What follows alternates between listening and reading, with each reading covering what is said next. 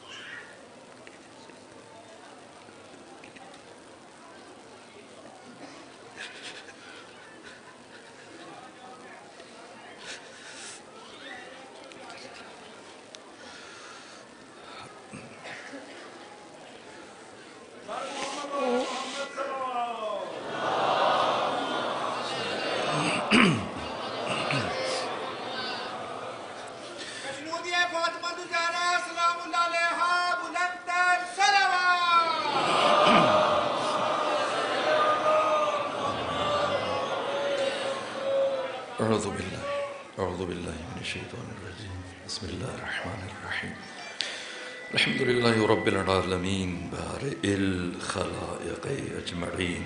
الحمد لآلہ والصلاة علی اہلہا والصلاة والسلام علی سید الانبیاء والمرسلین العبد المؤید الرسولنا المسدد المصطفى الأمجد الحبيب الأحمد النبي الأمي المكي المدني السراج المنير الكوكب الدري صاحب الوقار والسكينة المدفون بأرض المدينة سيدنا ونبينا شفيع ذنوبنا طبيب قلوبنا وحبيب نفوسنا ومولانا أبي القاسم محمد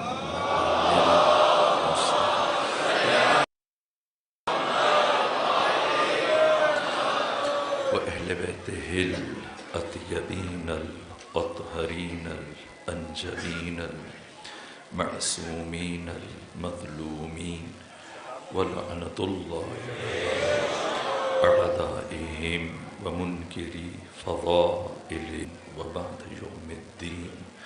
أما بعد فقد قال حق سبحانه وتعالى في القرآن بسم الله الرحمن الرحيم والشمس وضحاها والقمر إذا تلاها والنهار إذا جلاها والليل إذا يغشاها والسماء وما بناها والأرض وما طحاها غاها فألهمها فجورها وتقواها قد أفلح من زكاها وقد خاب ساها كذبت ثمود بطغواها إذ انبعث أشقاها فقال لهم رسول الله ناقة الله وسقياها فكذبوه فعقروها فدمدم عليهم ربهم بذنبهم فسواها ولا يخاف عقباها. صلوات بھیجیے خاندان فاطمہ.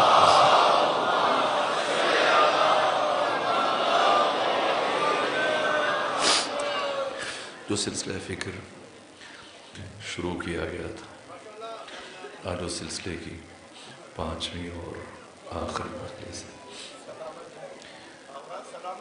پروردگار آپ سب کو اپنی حفظ و پناہ میں رکھے، حوالے سے روزگار سے محفوظ اور مامون رکھے. بہت سارے مومنین نے، عزیزان نے دعا کے لیے خواہش کی. ایک بچی انتہائی نگہداشت وارڈ میں عریج فاطمہ، اس کے علاوہ اور جتنی مومنین مومنات بیمار ہیں، پروردگار صدیق الکبریٰ کے صدقے میں سب کو شفا کامل والشمس وضحاها، مجھے سورج کی قسم، مجھے وقت ضحا کی قسم، والقمر اذا تلاها، مجھے چاند کی قسم جب وہ بلا فاصلہ سورج کے ساتھ طلوع کرتا ہے، والنہار اذا جلاها، مجھے دن کی قسم جب وہ پوری طرح سے متجلی ہو جائے، واللیل اذا یغشاها، مجھے رات کی قسم جب وہ چھا جائے گی، والسماء وما بناها، مجھے آسمان کی قسم اور اس کے حسن صنعت کی قسم،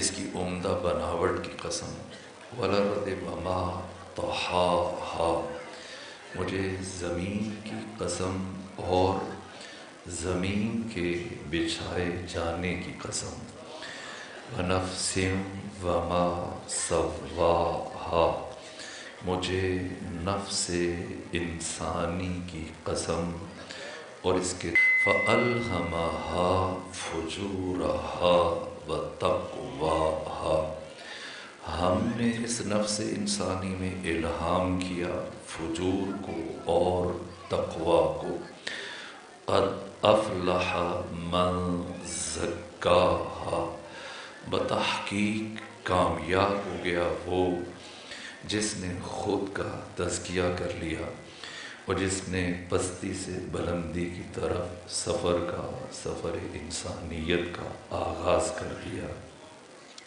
وقد خواب من دساها، ناکام نامراد اور منزل سے دور رہ گیا وہ جس نے خود کو گناہوں میں غرق کر لیا، کذبت ثمود بطغواها، قوم سمود نے اپنی سرکشی سے جناب صالح کی تکذیب کی، کذبت ثمود بطغواها، کیسے، اذ انبعث اشقاها، شقی کہتے ہیں بدبخت کو، لغت میں جو شقی کا معنی ہے ایسا شخص جسے دشمن کی ضرورت نہ ہو اور اپنی تباہی، اپنی بربادی، اپنی ہلاکت کے لیے خود کافی ہو، جو اپنی تباہی کا سامان خود اپنے ہاتھ سے کرے، اسے قرآن نے شقی کہا ہے۔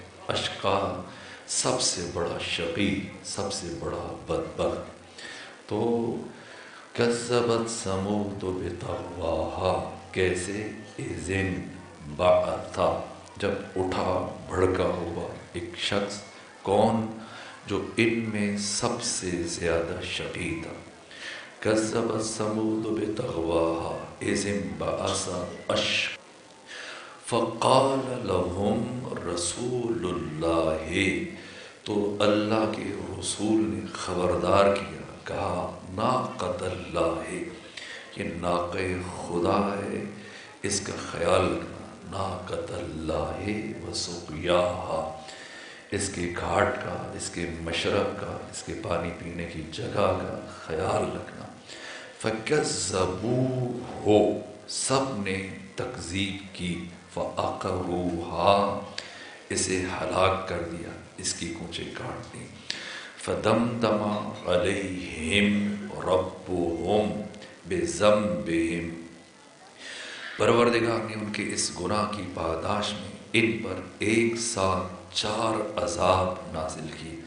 فَدَمْدَمَ عَلَيْهِمْ رَبُّهُمْ بِذَنبِهِمْ نَتِیجَةً فَسَوَّاهَا، انہیں زمین بوس کر دیا، یوں مسطح کر دیا، کوئی یہاں پر کوئی قوم ہوتا ہو، تہذیب آباد نہیں تھی۔ اور 15ویں آیت میں پروردگار نے قیامت تک آنے والے انسان کو خبردار کیا، فرمایا ہوشیار ہو جو، وَلَا يَخَافُ عُقْبَاهَا، کسی قوم کو اس انجام سے دوچار کرنے میں خدا کو کوئی ڈر نہیں، کسی کا خوف نہیں۔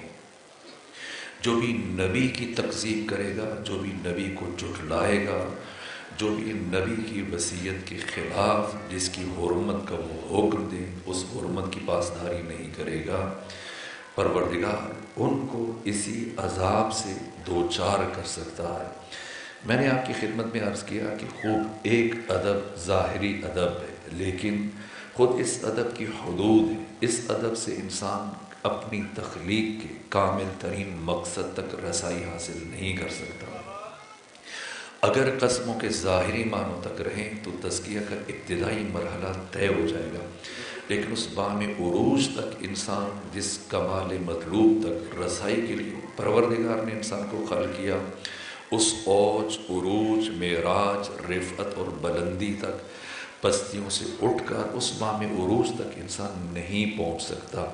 لا محالہ کچھ راہبر چاہیے، کچھ ہادی چاہیے، کچھ معلم چاہیے جو انسان کی انگلی پکڑیں، اس راستے سے آشنا ہوں، ان راستوں سے باخبر ہوں اور انسان کو پستیوں سے اٹھا کر اس کمال مطلوب تک، لقائے پروردگار تک انسانوں کو پہنچائیں، معرفت حق تعالی تک انسان کو پہنچائیں، اس بام عروج تک، تاکہ یہ انسان اپنی تخلیق کے مقصد کے حصول میں کامیاب ہو جائے۔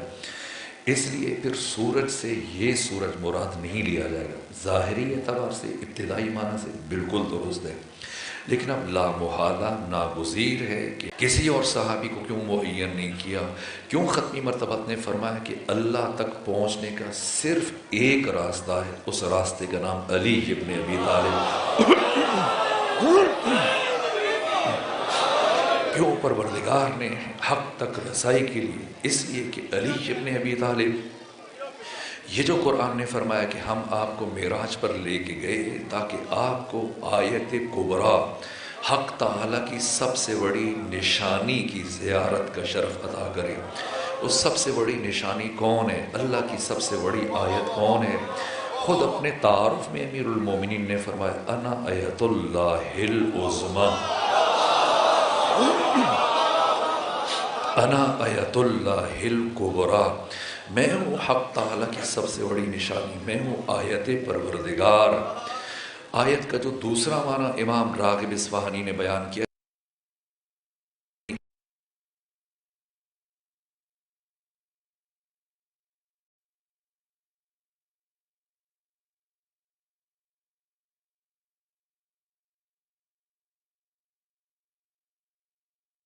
سے پہلے اور خود کو آراستہ کرتے ہیں آئینے کے سامنے کھڑے ہو کر، لیکن اگر دقت کریں، اگر میں آپ سے سوال کروں کہ آج آپ نے آئینہ دیکھا یا کسی اور کو دیکھا ہے؟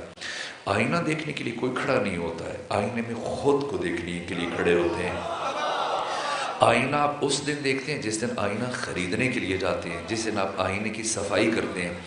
آج آپ آئینہ دیکھنے کے لیے کھڑے نہیں ہوئے، آئینے میں خود کو دیکھنے کے لیے کھڑے ہوئے۔ آئینہ کسے کہتے ہیں؟ جو اپنا آپ نہ دکھائے، اپنے اندر کسی اور کو دکھائے۔ یہ بیان فرما رہے علی ابن ابی طالب، یہ علی کی عزت کا راز ہے کہ میں آئینہ پروردگار ہوں۔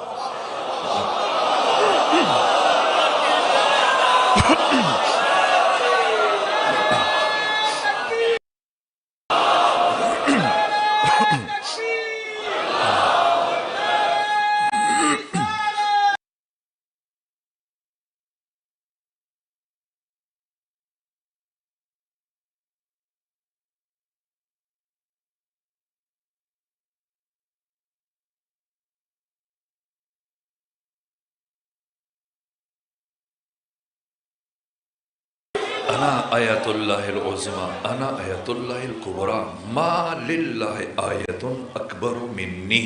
اس پوری کائنات میں اللہ کی مجھ سے بڑی آیت وجود نہیں رکھتی۔ یہ جو آپ مجتہدین کو کہتے ہیں، فقہا کو کہتے ہیں آیت اللہ یا آیت اللہ العظمیٰ، یہ مجازن کہتے ہیں۔ جس طرح سے اگر آپ اہل پاکستان مرحوم محمد علی جناح کو قائد اعظم کہتے ہیں، یہ مجاز ہے۔ قائد اعظم کون ہے اس پوری کائنات میں؟ رسول اللہ صلی اللہ علیہ وآلہ وسلم۔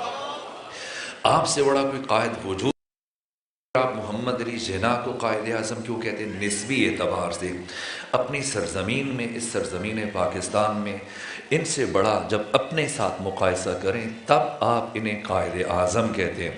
علل اطلاق قائد اعظم ذات رسول اسلام ہیں، ذات ختمی مرتبت ہیں۔ نسبی اعتبار سے ہم انسانوں کے درمیان مرحوم محمد علی جناح یہ قائد اعظم ہیں۔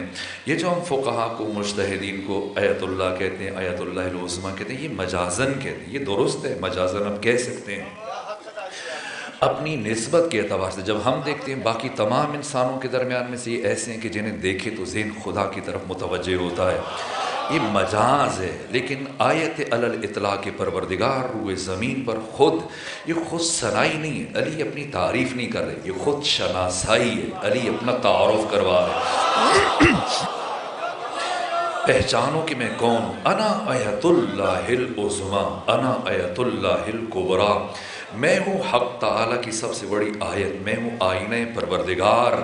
آئینہ کیا کرتا ہے؟ خود کو نہیں دکھاتا، اپنے اندر کسی اور کو دکھاتا ہے۔ علی اس لیے آئینہ پروردگار ہیں کہ وجود مبارک علی ابن ابی طالب نے اپنی 63 سالہ حیات طیبہ میں آغاز سے انجام تک ساری زندگی صرف اپنے اندر خدا کو دکھایا۔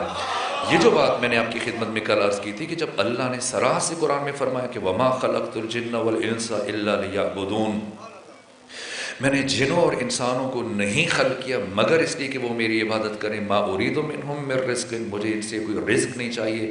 وما اريد ان يطعمون، نہ میں چاہتا ہوں کہ مل کر مجھے کھانا کھلائے۔ ان اللہ هو الرزاق ذو القوة المتین، اللہ خود رزق دینے والا ہے، اللہ صاحب قوت ہے، اللہ صاحب استحقاق ہے۔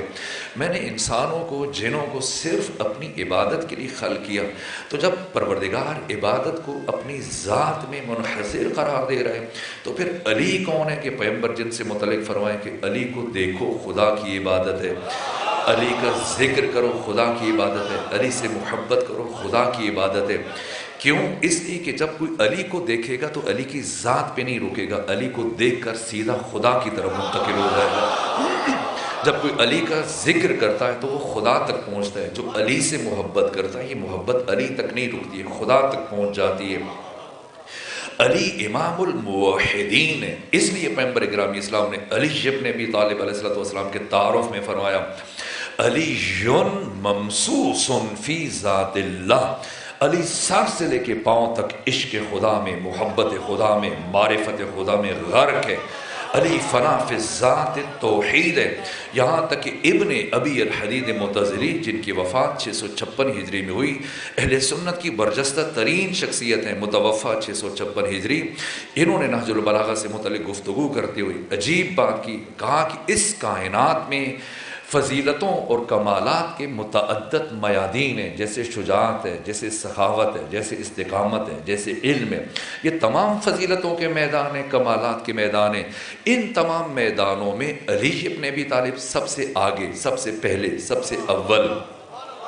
لیکن ایسا نہیں ہے کہ یہ میدان خالی اور علی کے علاوہ کوئی دوسرا نہ ہو، ٹھیک علی سب سے آگے ہیں لیکن باقی لوگ بھی ہیں، میدان شجاعت میں بھی، میدان سخاوت میں بھی، میدان علم میں بھی، میدان استقامت میں بھی، میدان حکومت میں باقی افراد بھی ہیں، لیکن ایک کائنات میں تمام فضیلتوں اور کمالات کے میادین میں ایک میدان شرف، ایک میدان کمال، ایک میدان فضیلت ایسا ہے جس کا یکتا اور تنہا شاہ سوار صرف اور صرف علی ابن ابی طالب ہے۔ یہاں تک اس میدان میں کوئی نبی بھی علی کی برابری نہیں کر سکتا، اور اس میدان کا نام ہے معرفت توحید پروردگار، کہ اس میدان میں کوئی نبی بھی علی کے ہم پلہ نہیں ہے، کوئی نبی بھی علی کی برابری نہیں کر سکتا۔ پھر ابن ابی الحدید معتزلی متوفہ 656 ہجری یہ لکھا علی اس درجہ فنا فی ذات توحید تھے کہ جب اپنے گھر سے نکلنے کا ارادہ کرتے، ہر روز گھر سے باہر آنا چاہتے تو آپ کے عشاق، محب، چاہنے والے اصحاب، آپ کے شاگرد بہت دیر سے آپ کے گھر کے باہر گلی میں انتظار کر رہے ہوتے، سب مانتے کہ جب علی آئیں تو ہم علی کے چہرے کی زیارت کا شرف حاصل کر سکیں۔ تو بہت دیر سے یہ منتظر افراد جو کھڑے ہوتے کہ علی آئے اور ہم علی کو دیکھ سکیں، تو جیسے علی کے گھر کا دروازہ کھلتا اور علی کے قدم گلی میں آتے اور جیسی لوگوں کی نگاہ علی کے چہرے پر پڑتی، بے ساختہ تمام حاضرین کی زبان پر یہ جملے جاری ہو جاتے، اللہ اللہ ما اتقوا ھذا الرجل، اللہ اللہ ما اشجع ھذا الرجل، اللہ اللہ ما اعلم ھذا الرجل، اللہ اللہ کتنا بڑا متقی آ گیا، اللہ اللہ کتنا بڑا زاہد آ گیا، اللہ اللہ کتنا بڑا عارف آ گیا، اللہ اللہ کتنا بڑا عالم آ گیا۔ کہا وہ ذات جسے دیکھتے ہی لوگوں کی زبانوں پر نام خدا جاری ہو جائے، اس کائنات میں وجہ اللہ کہلانا صرف اسی علی کے شایان شان ہے۔ کیوں علی وجہ اللہ ہیں؟ کیوں سورہ رحمان میں خدا فرما رہے کہ کل من علیہا فان، ہر چیز فنا ہو جائے گی لیکن وَيَبْقَى وَجْهُ رَبِّكَ ذُو الْجَلَالِ وَالْإِكْرَامِ۔ علی سرمدی ہے، علی لازوال ہے، علی آفاقی ہے، علی یونیورسل ہے، علی ہمگیر ہے، علی لازوال ہے، علی وہ آفتاب بے غروب کہ جس کو پھر فنا نہیں ہے، علی وہ ہستی، علی وہ رنگ الہی جس ہستی پر، یہ مطلب ہے والقمر اذا تلاہا۔ کیوں آپ کی خلافت کو منحصر کیا گیا؟ اس لیے تیسرے خطبے میں امیر المومنین نے ارشاد فرمایا کہ اما واللہ لقد تقمص ابن ابی قحافہ، اللہ کی قسم ابن ابی قحافہ عبداللہ بن عثمان بن عامر المعروف ابو بکر، انہوں نے خلافت کی قمیض کو زبردستی پہن لی ہے۔ تقمص، قمیض کو زبردستی پہننے کو کہا جاتا ہے تقمص۔ اما واللہ لقد تقمص ابن ابی قحافہ وانہ لیعلم، دار اہلی کہ وہ خود اس بات کو جانتا ہے، انا محلی منہا محل القطب من الرہا، میرا مقام اس پوری کائنات میں اور خود خلافت میں وہی ہے جو چکی کے پاٹ میں کیل کا ہوتا ہے۔ مجھے نہیں معلوم ان بچوں نے جوانوں نے چکی دیکھی ہے، چکی جس میں آٹا نکالا جاتا ہے، گندم پیسی جاتی ہے، یہ کچی چکی کیسے چلتی ہے؟ وہ اس کا محور ایک کیل ہوتی ہے، اگر اسے نکال دیا جائے تو وہ چل نہیں سکتی۔ یعنی میں ترجیحی محور نہیں ہوں کہ بہتر علی کو مان لیا جائے، افضل علی کو مان لیا جائے، نہ، میں ترجیحی محور نہیں ہوں، میں انحصاری محور ہوں۔ انسانوں کی قیادت، انسانوں کی سیادت، انسانوں کی رہبری کو حق تعالیٰ نے میری ذات میں منحصر قرار دیا۔ اسی لیے شہید محسن نقوی نے کہا اور بہت خوب کہا، اما واللہ لقد تقمص، اللہم صلی علی محمد وآل محمد، اما واللہ لقد تقمص ابن ابی قحافہ وانہ لیعلم انا محلی منہا محل القطب ولا یرقى الی الطیر، اور کسی کی معرفت کا پرندہ جتنا بلند پرواز ہو وہ مجھ تک کبھی پرواز نہیں کر سکتا، اس لیے کہ جہاں پر عقل انسانی کی انتہا ہوتی ہے وہاں سے علی کے فضائل شروع ہوتے ہیں۔ علی آئینہ پروردگار ہے، علی آیت پروردگار ہے۔ کیوں علی کے چہرے کی زیارت؟ مجھے کل بھی میں نے مرحوم افسر عباس زیدی کا ایک قطعہ عرض کیا اور ابھی آپ نے کہا تو ایک جس طرح سے سنا تو میرا جی چاہ رہا ہے کہ میں آگے بڑھنے، اگرچہ میری بہت سارے مراحل ہیں جنہیں طے کرنا چاہتا ہوں، رکنا نہیں چاہ رہا، لیکن بس ایک جملہ کہہ کے آگے بڑھ جاؤں۔ اور خود آپ کی سرزمین سے، خود اسی سرزمین لاہور سے ان کا تعلق ہے، مرحوم افسر عباس زیدی، تو اسی سے متعلق کیا خوبصورت قطعہ کہا کہ اگرچہ اس سے تجھے بغض ہے، کدورت ہے، مگر وہ دین کی سب سے بڑی ضرورت ہے۔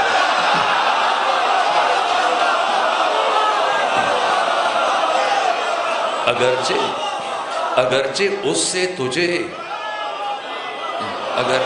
اگرچہ اس سے تجھے بغض ہے، اگرچہ اس سے یا علی اگرچہ اس سے تجھے بغض ہے، کدورت ہے، تو خوبصورت تخیل دیا واقعاً علی کا چہرہ دیکھنا، جو پیغمبر نے فرمایا کیسے ترجمانی کیے، کیسے حدیث کا ترجمہ کیا، کہا اگرچہ اس سے تجھے بغض ہے، کدورت ہے، مگر وہ دین کی سب سے بڑی ضرورت ہے اس کے رخ کی زیارت، عبادت خالق۔ خبر ہے کچھ کہ علی کتنا خوبصورت ہے؟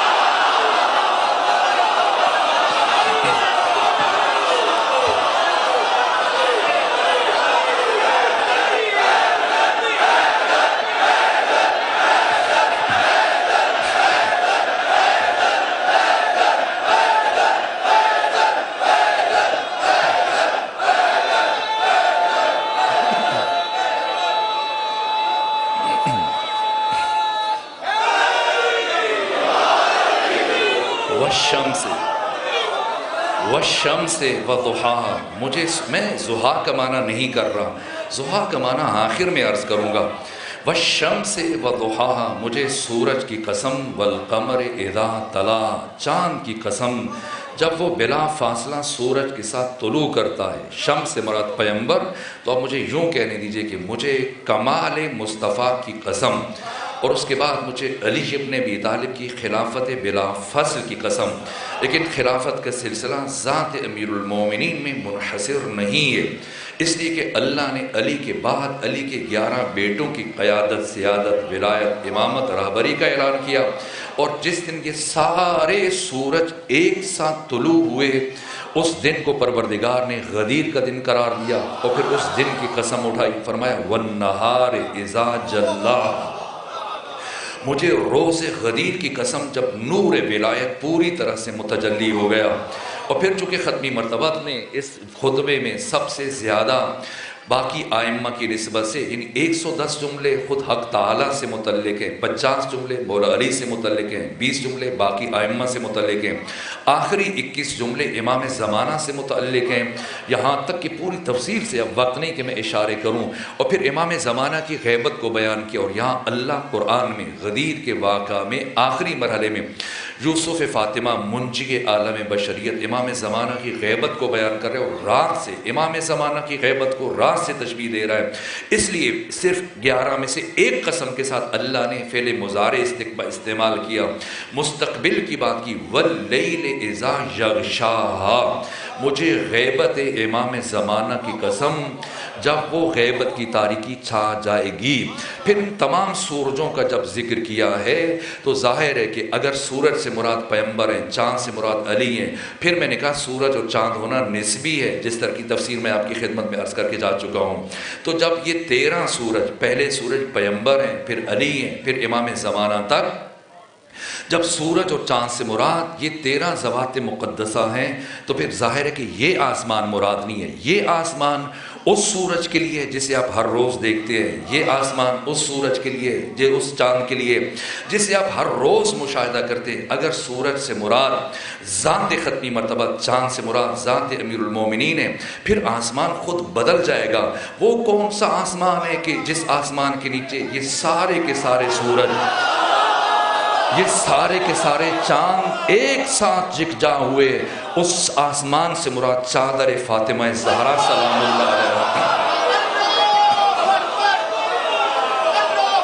यानी परवरदिगार रोज़ गदीर की कसम उठाने के बाद, ग़ैबत इमाम ज़माना की कसम उठाने के बाद चादर फातिमा ज़हरा की कसम उठा रहा है। ये क्या शरफ़ है, ये क्या मकाम है, चादर फातिमा ज़हरा, जिसके नीचे जैसे ही ये सारे सूरज और चाँद इकट्ठे हुए, ये एज़ाज़ है कि परवरदिगार ने आलम अर्श में तमाम फ़रिश्तों से और फ़रिश्तों के अलावा जितनी भी आसमानी मखलूक़ात थी सबसे खिताब किया, फरमाया या मलाइकती व या सुक्कान समावाती, ए मेरे फरिश्तों, ए आसमान पर रहने वालों, सबसे खिताब किया। और जब अल्लाह ने कहा कि मेरे फरिश्तों, तो फरिश्ते क्या कर रहे थे? सब के सब सजदे में है, कोई रुकू में है, कोई क़याम में है। हर फरिश्ता, जैसा मौला मुत्तकियान ने फरमाया, अपनी खिलकत के आगाज़ से लेकर पे हम मुसलसल एक लम्हे के वक्फे के बगैर हक़ ताला की तस्बीह में, हम में, बंदगी में, राज़ व न्याज़ में मसरूफ़ है। लेकिन आखिर क्या हुआ कि अचानक परवरदिगार ने सबसे अपना ज़िक्र छुड़वाया, तस्बीह छुड़वाई, हम छुड़वाई, सबसे अपनी बंदगी, सजदा, रुकू छुड़वा कर क्या कहना चाह रहे परवरदिगार? या मलाइकती व या सुक्काना समावाती। एक मरतबा अब अगर जो रुकू कर रहा है वो रुकू में रहे और परवरदिगार की तरफ तवज्जो न करे तो इब्लीस बन जाएगा। इसलिए कि इबादत वो होती है जो परवरदिगार की मशीयत के मुताबिक होती है। वरना जब अज़ाज़ील ने ख़त्मी मरतबा से कहा कि एक मरतबा आप अल्लाह के नबी हैं, इमामुल अंबिया हैं, हक़ ताला की बारगाह में मेरी सिफारिश कर दें कि खुदा मुझे मुआफ़ कर दे, तो मैं वादा करता हूँ इतनी इबादत करूँगा कि अव्वलीन व आखरीन में से किसी ने खुदा की इतनी इबादत नहीं की होगी। जब ख़त्मी मरतबत ने इब्लीस की, अज़ाज़ील की हक़ ताला की बारगाह में सिफारिश की तो परवरदिगार ने फरमाया मेरे हबीब अगर आप इसकी सिफारिश कर रहे हैं तो फिर इससे कहिए कि जाएँ, जाकर کر جائے جا کر آدم کی قبر پر سجدہ کر دے معاف کر دوں گا۔ یہ سننا تھا کہ ایک مرتبہ ابلیس نے کہا، عزازیل نے کہا، تعجب ہے، ہنسنے لگ گیا، کہا کہ جب تک زندہ تھا تب سجدہ نہیں کیا، اس کی قبر کو کیوں سجدہ کروں؟ تو خدا نے فرمایا میرے حبیب اس سے کہو عبادت وہ ہوتی ہے جو میری مرضی کے مطابق ہو۔ جہاں اپنی مرضی شامل ہو جائے پھر وہ عبادت نہیں رہتی ہے۔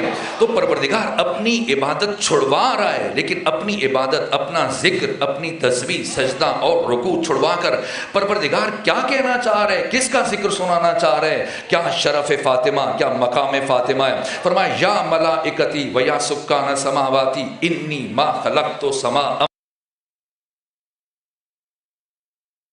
آ رہی ہے۔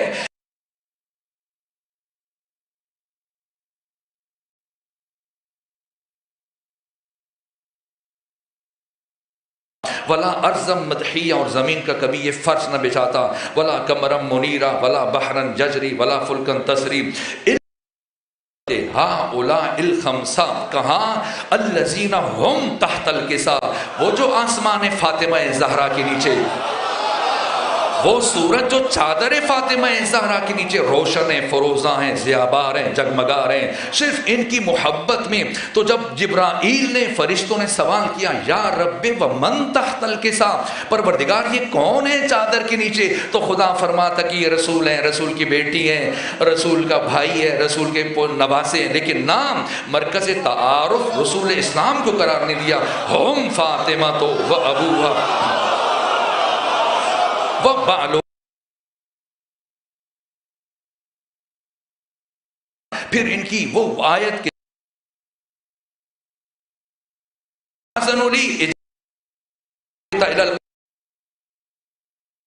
ایک مرتبہ پروردگار نے کہا اجازت ہے، اور جبرائیل یہ آیت لے کر جب زمین پر آئے کہ میں آ جاؤں اور آپ کو وہ بتاؤں کہ جو عرش پر آپ سے متعلق گفتگو ہو رہی ہے، آپ کی عزت کا، آپ کی طہارت کا، آپ کی عصمت کا جو پروردگار نے اعلان کیا، تو میں کہوں گا جبرائیل اس سے پہلے قرآن مجید کی ہزاروں آیات لے کے آئے، تب تو کبھی اجازت نہیں مانگی، آج کیوں اجازت طلب کی جا رہی ہے؟ تو جبرائیل رسول کی وجہ سے اجازت نہیں مانگ رہا، جبرائیل بطول کی وجہ سے اجازت مانگ رہا۔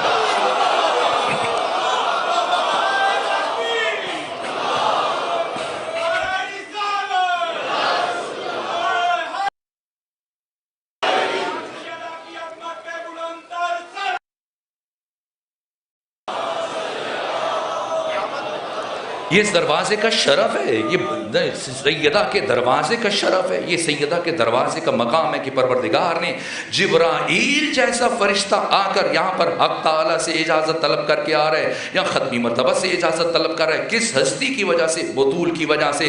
اور معیار آدمیت ادب فاطمہ ہے، شرف بشریت ادب فاطمہ ہے۔ اگر کوئی رسول اور بطول ہو، کیا آخر انسان خود حیران ہوتا ہے کہ غزوہ خندق کے موقع پر، غزوہ احزاب کے موقع پر جب عمرو بن عبدوت آیا ختمی مرتبت کے دروازے کر جب چلایا، خود یہ مراحل ہے، اسے میں تھوڑی دیر بعد اگر وقت بچا تو عرض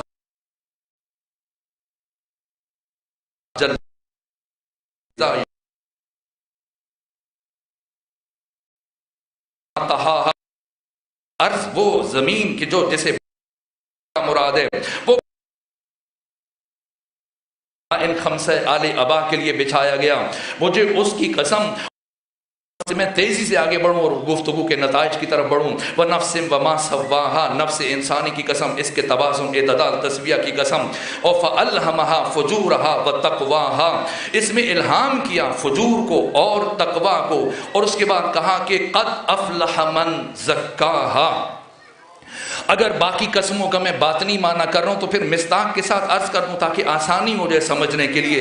قد افلح من زکاہا، اگر میں آسانی کے لیے معنی کروں، کامیاب ہو گیا وہ جس نے خود کو سلمان بنا لیا۔ وقد خاب من دساہا، اور برباد ہو گیا وہ جو اس دروازے پر آگ لے کر پہنچا ہے۔ نامراد ہو گیا وہ جس نے اس دروازے کی حرمت کو پائمال کیا۔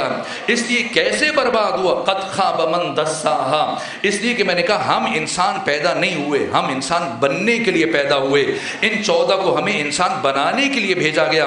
اسی لیے نہج البلاغہ میں بنا تسنن بنا تدیتم فی الظلمات، ہمارے ذریعے سے تم نے تاریکیوں میں نور ہدایت حاصل کیا ہے، ہمارے ذریعے سے پروردگار نے تمہیں انسانیت کے زیور سے آراستہ کیا، تو جو بھی انسان بننا چاہے گا اس کا سر ان کے قدموں میں اس طرح سے جھک جائے گا، ادب تعظیم۔ اور اگر کوئی اس وسیلہ ہدایت کے سامنے آ کر جسارت کرے گا، گستاخی کرے گا، اب اس کی ظاہری شکل پہ نہیں جایا جائے گا، بظاہر اس لیے کہ جب کوئی گرتا ہے آدمیت کے شرف سے تو انسان ایک جگہ پر رکا ہوا نہیں ہے۔ یہ سورہ مبارکہ شمس میں پروردگار فرما رہا ہے انسان مسلسل حالت سیر میں بھی ہے، حالت سویر میں بھی ہے، یا سیر صعودی کر رہا ہے سواس سے، یا سیر نزولی کر رہا ہے، یا بلندیوں کی طرف جا رہا ہے کہ فرشتوں سے بھی آگے بڑھتا چلا جا رہا ہے، یا پھر پستیوں میں جا رہا ہے۔ قرآن فرما رہا ہے ذالک کالانعام بل ہم اضل، انسان اتنا گرتا ہے، اتنا گرتا ہے کہ حیوان بن جاتا ہے، یا اس سے بھی زیادہ ذلیل تر کہ اسے کتا کہنا خود کتے کی توہین بن جاتی ہے۔ اس لیے میں عرض کر رہا ہوں کہ غزوہ احزاب کے موقع پر جب عمرو بن عبد الود آیا، پیغمبر نے ہمیں سمجھانے کے لیے جب اس نے آوازیں بلند کی دیر تک، یہاں تک کہ جب لوگ خاموش تھے، سناٹا تھا، سکوت تھا، خاموشی تھی، اور اس نے جسارت کی اور اپنے نیزے سے ختمی مرتبہ کے خیمے کے ایک پردے کو چاک کیا، تو ایک مرتبہ جب یہ چلایا کہ اے محمد اگر کوئی نہیں ہے تو خود میرے مقابلے میں آ جاؤ، یا مجھے جہنم میں بھیج دو، یا میرے ہاتھوں مار کے خود جنت میں چلے جاؤ۔ ایک مرتبہ جب یہ جسارت سنی تو ختمی مرتبہ کے چہرے پر، اور آخری مرتبہ یہ کیا مل لہٰذا الکلب، کون ہے جو اس کتے کا منہ بند کرے؟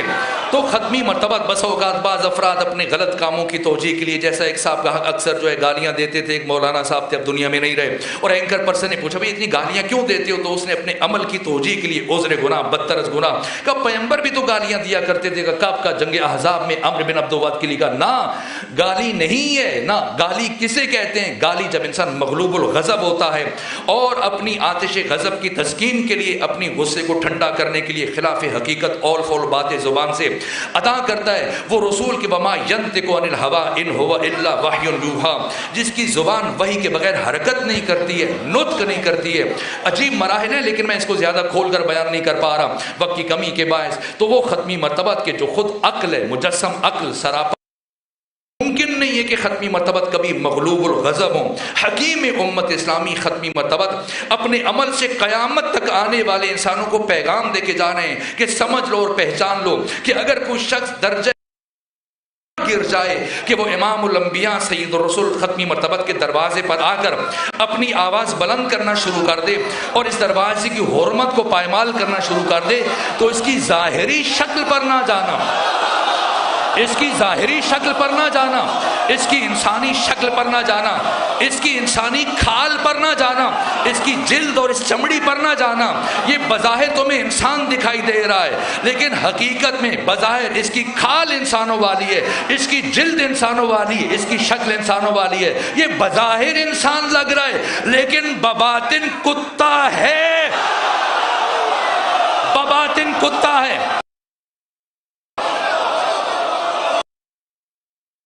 اب اگر کوئی رسول کے دروازے پر آ کر گستاخی کرے، وہ بھی دیکھنے میں انسان ہے، حقیقت میں کتا ہے، اور اگر کوئی بطول کے دروازے پر گستاخی کرے،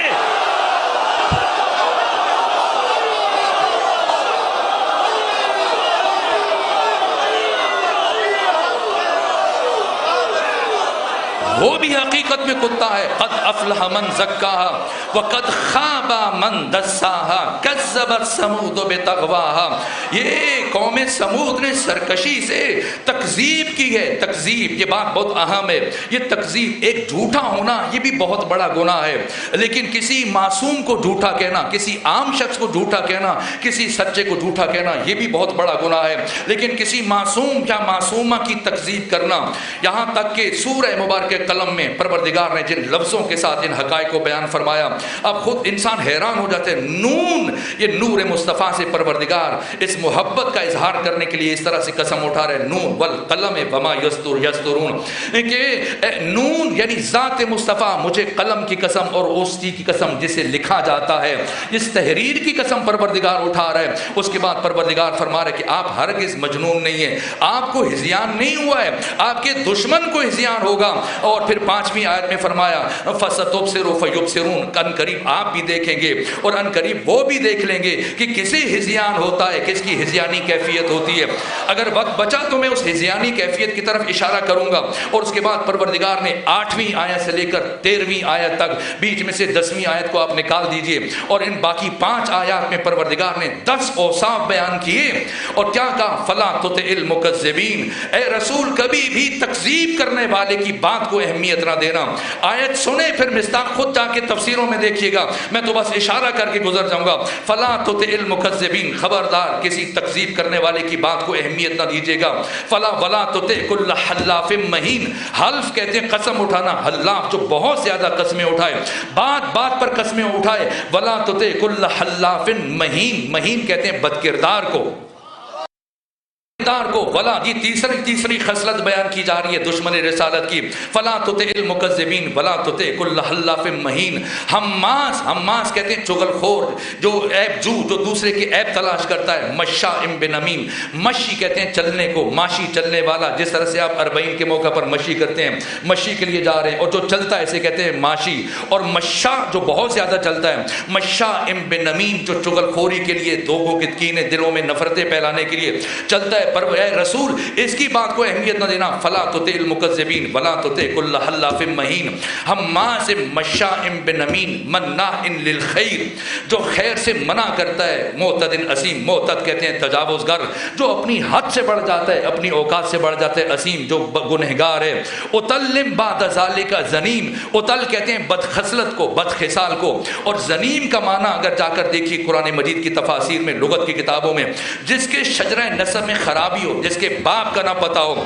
یہ آیت بظاہر ولید بن مغیرہ سے متعلق، کہ مفسرین نے لکھا ہے کہ یہ آیات ولید بن مغیرہ سے متعلق نازل ہوئی۔ جا کے پڑھیے تفسیر قمی کو، تفسیر نور الثقلین کو، باقی بڑی بڑی تفاسیر کو، معصومین علیہ السلام سے جو احادیث ہم تک پہنچی ہیں۔ ایک شخص جب گیا تلوار اٹھا کر ختمی مرتبت کو قتل کرنے کے ارادے سے، جیسی پہنچا تو ایک مرتبہ ختمی مرتبت کے چہرے پر جلال آیا، اور ختمی مرتبت نے آگے بڑھ کر اس شخص کی اس طرح سے ہتھیلی کی پشت کے اوپر زور سے اس طرح سے ہاتھ مارا کہ تلوار چھوٹ کر زمین پر گری، اور فرمایا کہ کیا تو انتظار کر رہے کہ تمہارے بارے میں بھی پروردگار وہی آیات نازل کرے جو ولید بن مغیرہ سے متعلق نازل ہو چکی ہیں؟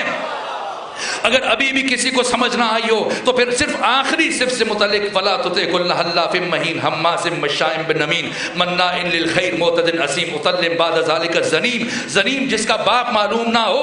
اگر کوئی جاننا چاہتا ہے سیدہ کی شہادت کے دور میں، شب میں، کہ کون ہے زنیم، تو جا کر بحر الانوار کی 29 نمبر جلد کا مطالعہ کیجیے گا۔ 10 سے زیادہ احادیث کو جمع کیا علامہ مجلسی نے معصومین سے، اور امام ششم نے فرمایا کہ کون ہے زنیم، فرمایا کہ جو میری دادی فاطمہ زہرا کا قاتل ہے، جو اس کا باپ ہے وہی اس کا نانا ہے، وہی اس کا ماموں ہے۔ یہ عجیب مراحل فکر ہے۔ فلا تطع المکذبین، اس لیے پروردگار فرما رہے یہ کون ہے تکذیب کرنے والا، جب ختمی مرتبت قلم و دوات مانگ رہے ہیں اور زبان سے کہہ رہے اتنی بڑی گستاخی جس کا میں معنی نہیں کر سکتا کہ ان الرجل لیہجر، اور ختمی مرتبت کی شان میں پروردگار نے سورہ قلم میں کیسے توصیف فرمائی۔ شرمندہ ہوں وہ ختم ہو رہا ہے، بس چند ایک مراحل میں چاہتا ہوں کہ فلک سے متعلق چند باتیں ہو جائیں، جہاں تک کہ پروردگار نے فرمایا وقد خاب من دسا کذبت ثمود بتغواها اذ انبعث اشقاها، جو ان میں سب سے زیادہ شقی تھا، سب سے زیادہ بدبخت تھا، وہ بھڑکایا ہوا اٹھا۔ اذ انبعث اشقاها فقال لهم رسول الله ناقۃ اللہ وسقياها فكذبوه فعقروها۔ میرے عزیزو، اے کاش کے وقت ہوتا اور میں کچھ مراحل آپ کے سامنے بیان کر سکتا۔ خود غدیر کے دن جب ان 12 کی امامت کا، قیادت کا اعلان ہوا، تو سب سے آخر میں ایک شخص پہنچا پیغمبر گرامی اسلام کے پاس اور جا کر کہنے لگا کہ یا رسول اللہ، ابھی جب علی اور علی کے بیٹوں کی ولایت کا اعلان کر رہے تھے تو ایک بڑا خوبصورت چہرے والا جوان وہ میرے قریب آیا اور میرے کان میں اس نے آ کر یہ کہا کہ آج کے دن پیغمبر گرامی اسلام نے ایک ایسی گرہ باندھی ہے کہ سوائے انتہائی منافق آدمی کے کوئی اس گرہ کو نہیں کھول پائے گا۔ تو ختمی مرتبت نے فرمایا، یہ دیکھ لیجئے بڑی بڑی تفاسیر میں لکھا کہ ایک مرتبہ ختمی مرتبت نے فرمایا کہ وہ کوئی انسان نہیں تھا، وہ جبریل تھے، اور تمہارے پاس اس لیے آئے تاکہ تمہیں متوجہ کریں کہ کہیں تم ہی اس گرہ کو کھولنے کے لیے نہ بیٹھ جانا۔ یہ غدیر کے بعد کیا ہوا ہے، حتیٰ غزوہ تبوک کے بعد ختمی مرتبت کی شہادت کا منصوبہ بنایا گیا۔ غزوہ تبوک کے حالات وقت نہیں، کسی اور موقع پر میں بالتفصیل آپ کی خدمت میں عرض کروں گا۔ پہلی مرتبہ باقاعدہ طور پر جو ختمی مرتبت کے قتل کی سازش کی گئی، اور ایسا کیا ہوا غزوہ تبوک میں کہ اس کے بعد یہ 18 مہینے پہلے ختمی مرتبت کی رحلت سے پہلے، اور اس کے بعد پھر جیسے جیسے وقت گزر رہا ہے، یہاں تک کہ اس طرح سے جب جیسی غدیر کا معاملہ آیا اور غدیر کے بعد 62 دن لگے، یعنی اس کے بعد 70 دن ختمی مرتبہ زندہ رہے، لیکن 5 دن سفر میں لگ گئے تھے، باقی 3 دن خواتین کی بیعت ہوتی رہی، ایک دن 3 دن مردوں کی بیعت ہوتی رہی۔ ختمی مرتبہ آخری 4 دنوں میں کیا ہوا، یہ واقعات، یہ مراحل بہت اہم تھے۔ میں بہت شرمندہ ہوں، کوشش کے باوجود چیزیں رک سکا، لیکن یہ اہم ہے، یہ موضوع بیان ہو جائے تاکہ ہم خطبہ سیدہ نے جا کر گفتگو کی ہے دربار میں، وقت ہوا تو میں چند باتیں اس سے متعلق بھی عرض کروں گا۔ لیکن ان 4 دنوں میں کیا ہوا ہے، جمعرات کے دن، اس کے بعد جمعہ کے دن، اس کے بعد ہفتے کے دن، اس کے بعد اتوار کے دن، 4 دنوں میں ختمی مرتبت نے 4 کام انجام دیے۔ 15 دن پہلے اسامہ بن زید کی سربراہی میں جو لشکر بھیجا تھا، ایک مرتبہ تاکید در تاکید کر رہے ہیں۔ پھر جو نماز سے متعلق کہا جاتا ہے، یہ خود محیر العقول بات ہے کہ فلاں نے نماز پڑھائی اس لیے خلیفہ ہے۔ پہلی بات، نماز پڑھانا دلیل خلافت نہیں ہے۔ اگر نماز پڑھانا دلیل خلافت ہے تو ایک مرتبہ نماز پڑھانے سے کس طرح سے دلیل خلافت بن سکتا ہے؟ در حالی کہ ابن ام مکتوم پیغمبر گرامی اسلام کا وہ صحابی ہے کہ ختمی مرتبت نے 27 غزوات میں، 27 جنگوں میں بنفس نفیس خود شرکت فرمائی، اور ان 27 میں سے 20 غزوات سے زیادہ ختمی مرتبت جب جنگ کے لیے تشریف لے کر جاتے تھے تو ابن ام مکتوم اپنے نابینا صحابی کو معین کر کے جاتے تھے کہ میری عدم موجودگی میں آپ نے امامت کی ذمہ داری ادا کرنی ہے۔ تو اگر ایک مرتبہ نماز پڑھانا دلیل خلافت ہے تو جس نے سینکڑوں مرتبہ نماز پڑھائی ہے عبداللہ ابن ام مکتوم، پھر وہ بطریق اولا خلیفہ ہے نا۔ نماز پڑھا دینا دلیل خلافت نہیں ہے، یہ پہلی بات ہے۔ اور دوسری بات کہ ختمی مرتبت کی موجودگی میں 13 اصحاب کے نام میں نے پڑھے ہیں تاریخوں میں، سعد بن عبادہ ہے، ابو لبابہ ہے، ابو ذر غفاری ہے۔ یہ شخصیات یہ پیغمبر اسلام کی زندگی میں کئی مرتبہ، جبکہ پیغمبر مدینے میں موجود ہیں، ان سے کہا چل کے نماز پڑھا دو، لیکن وہ فرد کہ جس کے لیے کہا جاتا ہے کہ پیغمبر کی بیماری کے دنوں میں نماز پڑھائی، کسی جھوٹی سے جھوٹی تاریخ میں کوئی روایت ثابت نہیں ہے کہ حیات نبوی میں ایک مرتبہ نماز پڑھائی ہو۔ یہاں تک کہ جس دن پیغمبر اسلام کی بیماری شروع ہوئے، جمعرات کا دن، تو ختمی مرتبہ ایک مرتبہ بیٹھے ہوئے تھے کہ کہا کہ میری طبیعت ناساز ہے۔ فضل بن عباس بن عبد المطلب سے کہا کہ کسی سے کہو وہ نماز پڑھا دے۔ تو ایک مرتبہ ایک خاتون آگے بڑھی، کہنے لگی یا رسول اللہ میرے بابا سے کہیے وہ نماز پڑھا دیں۔ ادھر اس خاتون نے کہا اس سے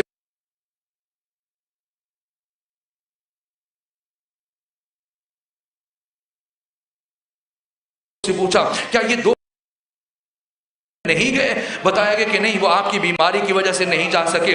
تو پیغمبر نے فرمایا کہ جن افراد پر اس لشکر میں شرکت نہ کرنے کی وجہ سے حق تعالی نے لعنت فرمائی ہو، وہ کس طرح سے نماز پڑھانے کی صلاحیت رکھتے ہیں؟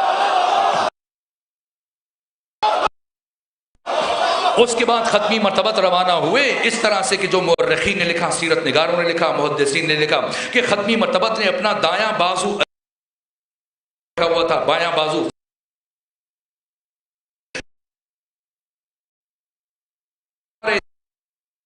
حالت میں کہ ختمی مرتبت کے پاؤں زمین پر خط کھینچ رہے تھے، اور ایک شخص جو تکبیر الاحرام کہنے والا تھا اور محراب کہ ختمی مرتبت نے کندھے سے پکڑ کے پیچھے ہٹایا۔ پہلی بات، نماز نہیں پڑھائی۔ نماز پڑھانا، آپ نماز پڑھانے کو دلیل خلافت قرار دے رہے ہیں۔ شاید ہمارے ہاں نماز پڑھانا دلیل خلافت بن بھی سک جائے، لیکن آپ کے ہاں کیسے دلیل خلافت بنے گا؟ اس لیے کہ حنفی، شافعی، حنبلی، مالکی، دیوبندی، بریلوی، اہل حدیث جتنے بھی مسلمان ہیں، اب پاکستان کے تمام مدارس میں جا کر دیکھیے کہ جو کتاب پڑھائی جاتی ہے دورہ حدیث میں، یہ مشکات المصابی جو سیاہ ستہ کا خلاصہ ہے، بخاری، مسلم، ترمذی، ابن ماجہ، ابو داؤد، نسائی، ان 6 کتابوں کا جو خلاصہ ہے یہ مشکات المصابی۔ اس مشکات المصابی کے صفحہ نمبر 100 پر ابو ہریرہ سے پیغمبر گرامی اسلام کی حدیث نقل کی گئی کہ الصلاۃ واجبۃ خلف کل مسلم برن کانا او فاسقن، اور اس کے بعد کہا ان عمل الکبائر کہ نماز پڑھنا ہر مسلمان پر واجب ہے، کسی چاہے پڑھانے والا نیک ہے چاہے پڑھانے والا فاسق ہے، یہاں تک وہ ان عمل الکبائر چاہے وہ گناہ کبیرہ کا ارتکاب کرتا ہو۔ آپ کے ہاں تو نماز پڑھانے سے عدالت ثابت نہیں ہوتی، آپ خلافت کو کہاں سے ثابت کرنے کی کوشش کر رہے ہیں؟ جب نماز پڑھانے سے عدالت ثابت نہیں کر پا رہے، ہمارے ہاں البتہ بہت مشکل ہے نماز پڑھانے کے لیے، امامت کے لیے شرائط ہیں، لیکن آپ کے ہاں تو یہ ابو ہریرہ سے حدیث نقل ہے، ہر مدرسے میں یہ کتاب پڑھائی جاتی ہے مشکات المصابیح کے صفحہ نمبر 100 پر کہ الصلاۃ واجبۃ خلف کل مسلم برا کان او فاسقا وان عمل الکبائر. یہ ایک جانب دیکھیے، اور اس کے علاوہ بہت سارے مراحل، بہت سارے پہلو ہیں. 4 کام کیے ختمی مرتبت نے، یہاں تک کہ پھر یہ سارے مراحل، اور پھر اپنی شہادت سے آخری دن ختمی مرتبت نے بیماری کے عالم میں اٹھے، چلتے ہوئے آئے اور آ کر کہا کہ فلاں فلاں شخص کو بلاؤ، انصار میں سے بلاؤ، مہاجرین میں سے بلاؤ. سب کو بلایا، اور بلانے کے بعد علی اور بطول کے دروازے پر لے جا کر سب کو روک کر فرمانے لگے کہ اے میرے صحابہ، یاد رکھنا اس گھر میں علی رہتے ہیں، اس گھر میں فاطمہ رہتی ہیں، اس گھر میں حسن رہتے ہیں، اس گھر میں حسین رہتے ہیں. علی راز خدا، فاطمہ راز خدا، حسن راز خدا، حسین راز خدا. اور جس گھر میں اللہ کے یہ راز رہتے ہیں یہ گھر حجاب خدا، خبردار حجاب خدا کی حرمت کو شکستہ نہ کرنا. لیکن اس کے بعد امام موسیٰ کاظم نے یہ روایت بیان کرتے ہوئے فرمایا اللہ کی قسم حجاب خدا کی حرمت کو شکستہ کیا گیا. اور جو کام ختمی مرتبت نے انجام دیے، بس میرے عزیزو وقت ختم ہوا. چند جملے فدق سے متعلق، چونکہ فدق کو سمجھنا ناگزیر ہے، تاکہ سیدہ کے خطبے کے 2 سے 3 جملے میں آپ کی خدمت میں عرض کر سکوں. یہ فدق کب دیا گیا، ختمی مرتبت کی ملکیت میں کب آیا ہے، یہاں تک کہ جنگ خیبر، بس 2 سے 3 جملے آپ کی زحمتوں کو تمام کروں، ایسی کیفیت نہیں کہ میں زیادہ بیان کر سکوں. جنگ خیبر کے بعد فدق کے جو یہودی تھے، فدق خیبر سے زیادہ سرسبز و شاداب مقام تھا، اور یہاں پر بہت زیادہ آمدنی کے ذخائر تھے، کریا تھا، وسیع باغات پر مشتمل تھا. اور اس جگہ کو فدق بن حام، ہائے حدی نہ ہائے حوض، فدق بن حام نے اس جگہ کو آباد کیا تھا، اسی کے نام سے اس جگہ کا نام فدق پڑ گیا. اور پھر طویل عرصے تک یہاں پر بہت ہی قیمتی زرخیز باغات تھے، اس کے بیچ میں قلعہ بھی بنا ہوا تھا. جب یہودیوں نے خیبر کے یہودیوں کی درکت بنتے دیکھا تو گھبرا گئے، ڈر گئے، اور انہوں نے ہدیتاً ختمی مرتبت کو پیش کیا کہ سورہ مبارکہ حشر کی آیت نمبر 6 میں پروردگار نے بیان فرمایا کہ اس سرزمین کو حاصل کرنے کے لیے نہ تو مسلمانوں نے گھوڑے دوڑائے، نہ مسلمانوں نے اونٹ دوڑائے، تو یہ ختمی مرتبت کی ملک خاص ہے جو انہوں نے ڈر اور خوف کی وجہ سے ختمی مرتبت کو ہدیتاً پیش کی. اور جیسے ہی ختمی مرتبت کی تحویل میں فدق آیا تو ختمی مرتبت کے یہ قرآن میں اللہ نے آیت اتاری کہ وَآتِ ذَا الْقُرْبَىٰ حَقَّهُ. تو اتمام حجت کے لیے جب جبرائیل یہ آیت لے کے آئے وَآتِ ذَا الْقُرْبَىٰ حَقَّهُ، ذل پوچھا کہ اے جبرائیل ذل قربا سے مراد کیا ہے؟ کہا آپ کی بیٹی فاطمہ زہرا ہیں. کہا کہ حقہ سے کیا مراد ہے؟ کب فدق ہے. ختمی مرتبت نے اسی وقت ام ایمن کو، سلمان فارسی کو، مولے متقیان کو، امام حسن کو، امام حسین کو گواہ قرار دے کر ایک تحریر لکھی، اور اس دن سے فدق جناب سیدہ زہرا کی تحویل میں برابر 4 سال تک. اور اس طرح سے کہ فدق کے یہودیوں نے یہ معاہدہ کیا ختمی مرتبت کے ساتھ کہ جو یہودی ہیں اب یہ فدق ان کی ملکیت نہیں ہے، یہ ملکیت رسول ہے، اور وہ ان کو اجازت دی جائے کہ یہاں پر وہ کام کریں، مزارع بن کریں، اور جو آمدنی ہوگی اس کام کرنے کے سلے میں آدھی آمدنی وہ رکھیں گے، آدھی آمدنی پیغمبر اسلام کو بھیجیں گے. لیکن پیغمبر اسلام کو جس دن فدق حق تعالیٰ کے حکم سے عطا کیا گیا اسی دن ختمی مرتبت نے امر خدا سے فدق کو سیدہ زہرا کی طرف منتقل کیا. اور پھر برابر 4 سال تک اس کی جو سالانہ آمدنی لکھی ہے، مورخین نے، سیرت نگاروں نے، موجم البلدان میں دیکھ لیجئے، فتوح البلدان میں دیکھ لیجئے، باقی تاریخ طبری میں دیکھ لیجئے، باقی تاریخی معتبر کتابوں میں 70,000 سونے کے سکے سالانہ، یہ کم ترین اس کی آمدنی ہے. یہاں تک کہ 1,20,000 سونے کے سکے سالانہ، یہ اس کی سالانہ آمدنی ہے. یہ پیغمبر اسلام نے فدق کیوں دیا جناب سیدہ کو؟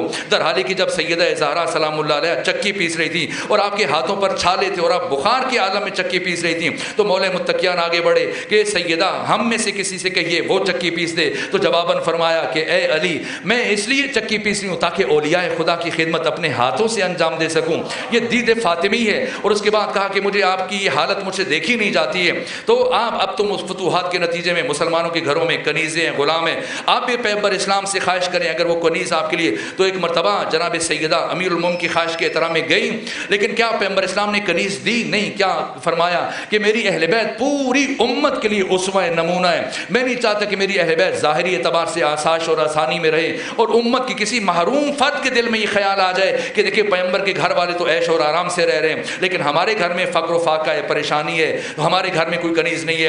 اے فاطمہ زہرا، کیا میں آپ کو ایسی چیز نہ دے دوں، ایسا تحفہ اور ہدیہ خدا کی طرف سے کہ جو دنیا و ما فیہا سب سے افضل اور بہتر ہے؟ کہ جیسے اللہ کا رسول مناسب سمجھتا ہے. تو فرمایا آج کے بعد ہر رات سونے سے پہلے اور ہر نماز کے بعد 34 مرتبہ اللہ اکبر، 33 مرتبہ الحمدللہ، 33 مرتبہ سبحان اللہ پڑھا کریں. تو کیا فدق دیا؟ نہ، فدق نہیں دیا. کنیز نہیں دی، لیکن وہ رسول کے جو ایک کنیز نہیں دے رہے، پھر اتنی بڑی جائیداد کی جس کی سالانہ آمدنی 70,000 سے لے کر 1,20,000 سونے کے سکوں پر مشتمل ہے، تو اتنی بڑی آمدنی کا ذخیرہ کیوں دے دیا؟ تو پیغمبر گرامی اسلام کا فلسفہ کیا ہے، حکمت کیا ہے؟ تو کوئی بھی حکومت، بس میں اجمالاً عرض کروں تاکہ بچوں کے ذہنوں میں سوال نہ رہے، کوئی بھی حکومت دو طرح سے، دو چیزوں کے ذریعے سے چل سکتی ہے۔ ایک افراد کے ذریعے سے، افرادی قوت ہونی چاہیے، دوسرا حکومت کے لیے معیشت چاہیے، اقتصاد چاہیے، اکانومی چاہیے، پیسہ چاہیے، خزانہ چاہیے۔ افرادی قوت کے حصول کے لیے حق تعالیٰ کے امر سے ختمی مرتبت نے میدان خم غدیر میں علی کے بیٹوں کی ولایت کا اعلان کیا، اور پھر غدیر اور باقی جو اعلانات کیے گئے اس میں جو انفرادیت ہے وہ یہ کہ غدیر کے دن ختمی مرتبت نے صرف اعلان نہیں کیا ہے، برابر 3 دن مردوں سے بیعت کروائی گئی ہے، اور پھر اس کے بعد خواتین سے بیعت کروائی گئی ہے، اس کی تفصیلات بجائے خود موجود ہیں۔ پھر جتنے بھی انبیاء کی میراث تھی میدان خم غدیر میں ختمی مرتبت نے علی ابن ابی طالب کو منتقل کی، اور ایسا نہیں جیسے آپ کے امام بارگاہوں میں تصویریں لگائی جاتی ہیں کہ پیغمبر نے علی کا بازو بلند کر کے اس طرح سے دکھایا کہ من کنت مولا فہذا علی مولا۔ نہ، میں نے اس ضمن میں جتنی بھی روایات دیکھی ہیں، جتنے بھی واقعات دیکھے ہیں، سب میں یہ لکھا گیا کہ پیغمبر نے علی کا ہاتھ بلند نہیں کیا، بلکہ پیغمبر خطبہ دیتے ہوئے اس مرحلے پر پہنچے کہ خود پیچھے ہٹے اور علی کو اپنے سامنے کھڑا کیا، اس طرح سے کہ اب لوگوں کو علی نظر آ رہے تھے، نبی نظر نہیں آ رہے تھے۔ یہ عملی اعلان ہے، اور اس کے بعد علی کو اٹھا کر 4 مرتبہ کا من کنت مولا فہذا علی مولا، اور پھر یہ مراحل، اس کے بعد پھر اپنا امامہ، شاید یہ تفصیلات میں کسی موقع پر عرض کر کے جا چکا ہوں۔ یہ غدیر کی انفرادیتیں، ایک چیز افرادی قوت ہے حکم لیے، دوسری چیز خزانہ ہے، اس لیے فدق دیا ہے۔ آپ دیکھ سکتے ہیں کہ 4 سال فدق اہل بیت کے تصرف میں رہا، لیکن فدق کی ایک کھجور بھی ان 4 سالوں میں نہ امام حسن نہ امام حسین اس گھر میں کسی فرد نے استعمال نہیں کی ہے۔ جس طرح سے ساری آمدنی آتی تھی باہر سے مفلوق الحال تو ہی دست تو ہی دامن غریب افراد میں تقسیم کر دی جاتی تھی۔ یہ حکمت، یہ فلسفہ تھا، اور حزب حاکم کو بھی فدق کی اس اقتصادی پوزیشن کا اندازہ تھا۔ میں شرمندہ ہوں، وقت ختم ہو رہا ہے، لیکن جلدی سے 2 سے 3 باتیں اور عرض کر دوں۔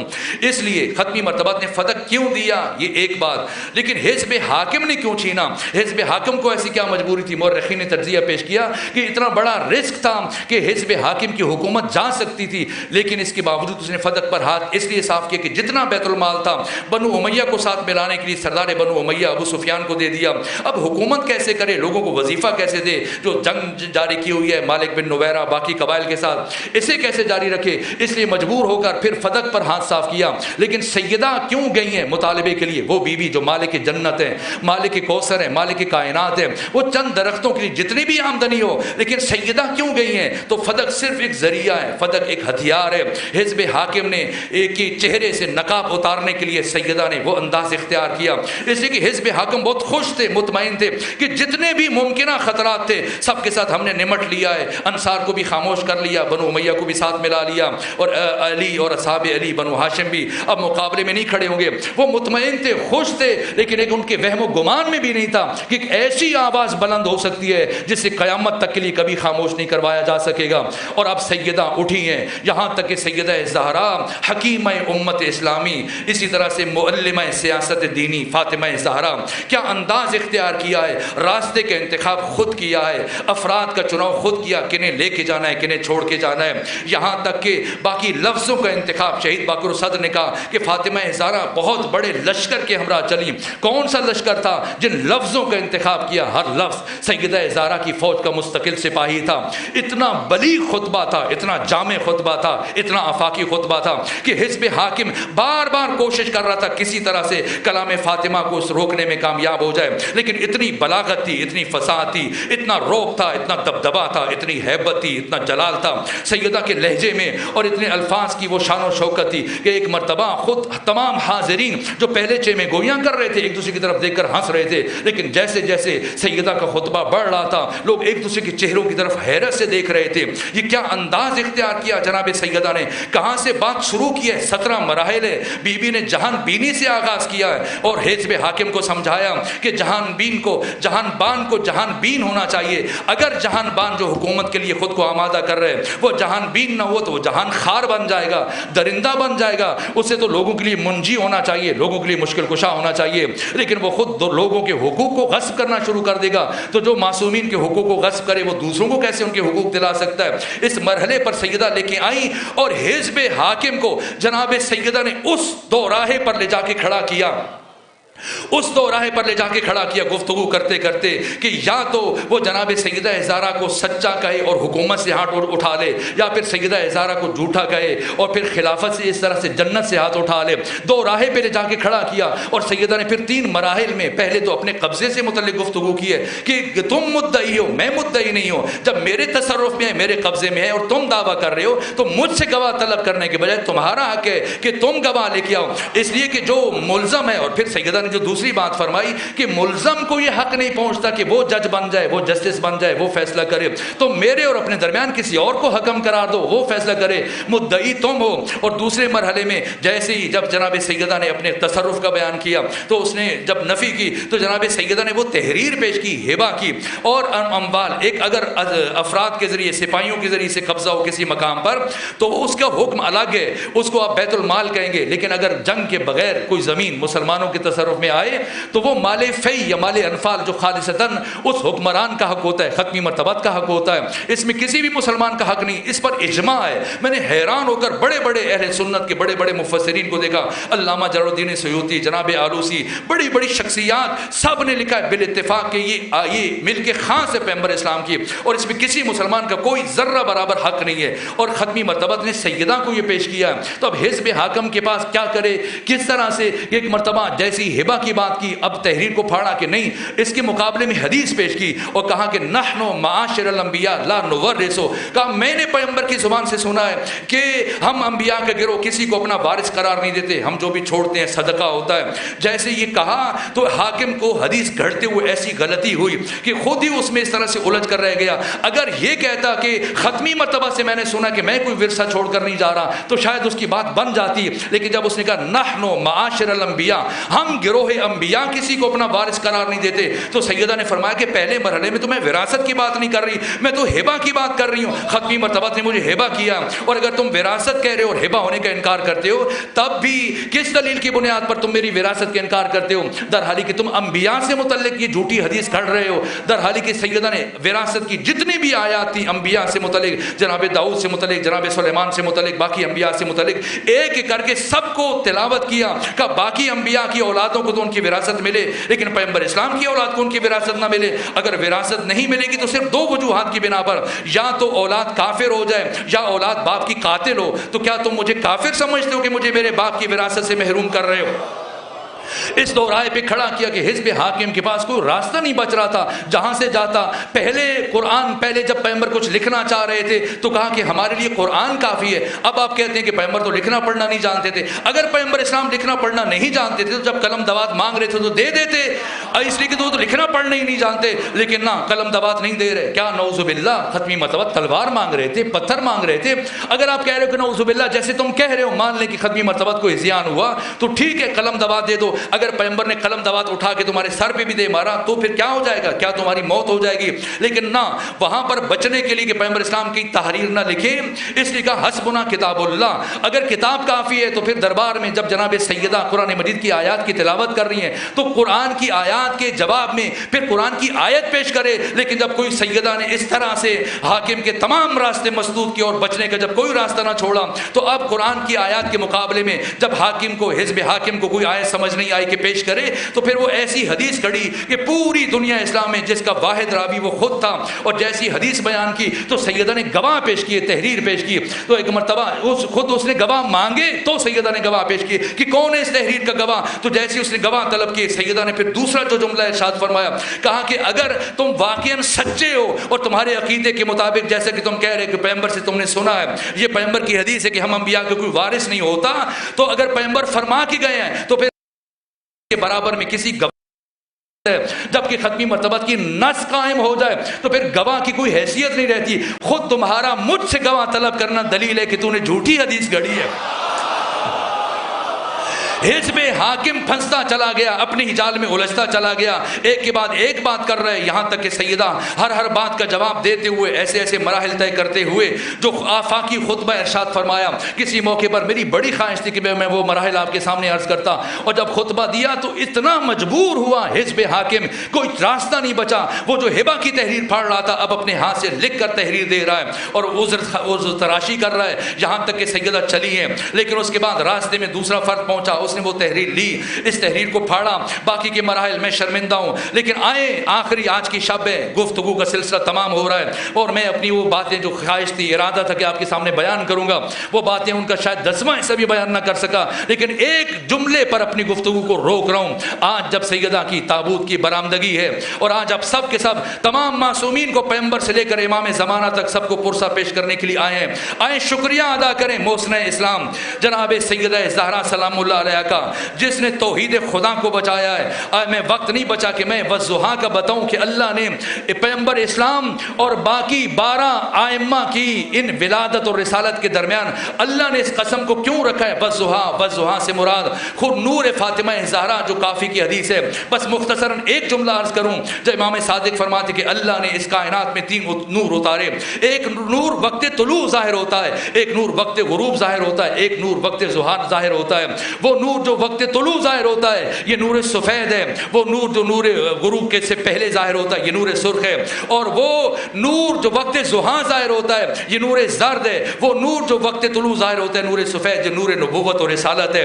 وہ نور جو وقت غروب ظاہر ہوتا ہے نور سرخ یہ نور امامت و ولایت ہے. اور وہ نور کے جو وقت ظہر ظاہر ہوتا ہے نور زرد یہ نور عصمت و طہارت ہے. اور یہ نور خاص ہے میری دادی فاطمہ زہرا سلام اللہ علیہ کے ساتھ. اور اللہ نے اس نور کو نور نبوت اور رسالت اور نور امامت و ولایت کے درمیان اس لیے رکھا ہے کہ اگر اس نور کو درمیان سے نکال دیا جائے تو نہ نبوت بچتی ہے نہ رسالت بچتی ہے. یہ فاطمہ جنہوں نے نبوت کو بچایا, رسالت کو بچایا, امامت کو بچایا, توحید کو بچایا, اسلام کو بچایا, 1,24,000 انبیاء کی محنتوں کو بچایا. آج کی شب میں بس آخری جملہ عرض کر کے آپ کی زحمتوں کو تمام کر رہا ہوں. بی بی کا خطبہ بجائے خود, بی بی کا جہاد بجائے خود, ان 95 دنوں میں بی بی نے جو جو اقدام کیے وہ بجائے خود. لیکن اگر بی بی کی سیرت کے کوئی بھی پہلو ہمارے سامنے نہ ہو, ایک ایسا مرحلہ ہے جسے میں آج آخری مجلس میں عرض کر کے زحمتوں کو تمام کر رہا ہوں کہ سیدہ نے قیامت تک آنے والے انسانوں کو سوچنے پر مجبور کر دیا. یہاں تک کہ سیدہ قدیسہ سلام اللہ علیہا وہ شخصیت کے اہل سنت کے بڑے بڑے علماء, یہاں تک کہ صاحب تفسیر کبیر امام فخر الدین رازی جن کی وفات 606 ہجری میں ہوئی, جب عصمت سے متعلق گفتگو کر رہے تو کہا کہ عصمت کلیہ متواتی نہیں, کلیہ مشکک ہے. کلیہ متواتی جس کے مصادیق میں وحدت پائی جائے, کلیہ مشکک جس کے مصادیق میں فرق پایا جائے. یہ بات بہت اہم ہے.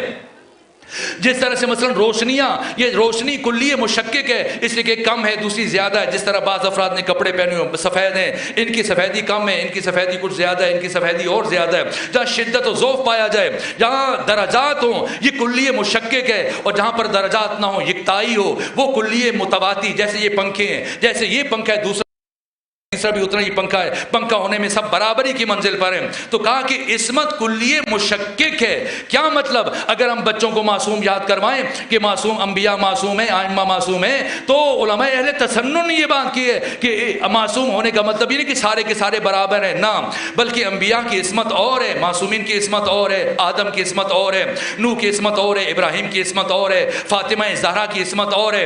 علماء اہل تسنن نے یہ گفتگو کی کہ انبیاء کی عصمت میں تذبذب و تشکیک کی گنجائش ہے, لیکن عصمت فاطمہ زہرا ہر طرح کے تذبذب و تشکیک اور شک و ریب سے ماورا بالاتر ہے.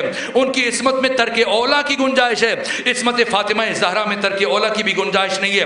اگر یہ بات پہنچ چکی ہے تو پھر مجھے بتائیں, اگر جو بچوں کو آپ یاد کرواتے ہیں 14 معصوم, اگر آپ کا بچہ پلٹ کے پوچھے کہ بابا یہ جو آپ مجھے 14 معصومین کے نام یاد کروا رہے ہیں یہ تو بتائیں معصوم کسے کہتے ہیں, تو بچے کو سمجھانے کے لیے آپ کیا کہتے ہیں کہ معصوم کون ہوتا ہے؟ معصوم جو زندگی میں کوئی گناہ نہ کرے.